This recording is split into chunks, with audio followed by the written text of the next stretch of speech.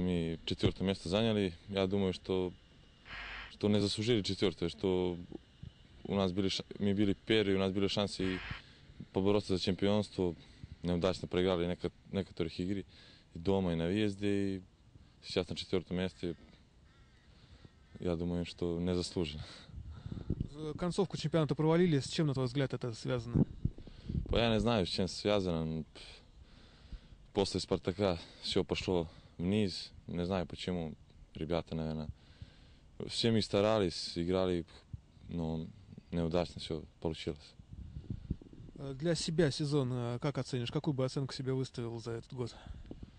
Это надо, чтобы тренеры оценивали. Я думаю, что в этом году хорошо сыграл.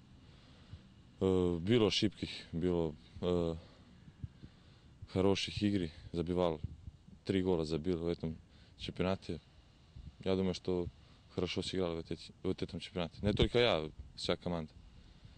Помимо клуба ты себя еще неплохо проявил и в молодежной сборной страны. Чемпионат Европы довольно успешный для команды, для тебя в целом. Вспомни подробнее. Да, я там хорошо играю стандартно. Играю с игроком старше меня 3 года.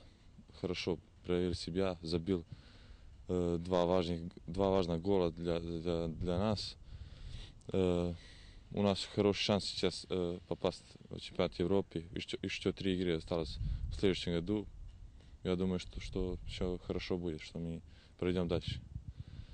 А как оцениваешь свои перспективы на то, чтобы играть уже в основном составе «Локомотива» в следующем сезоне? Это возможно? Я стараюсь. Если пойду на сборах с основом, буду стараться тренироваться. Надеюсь, что играть в основе, попасть.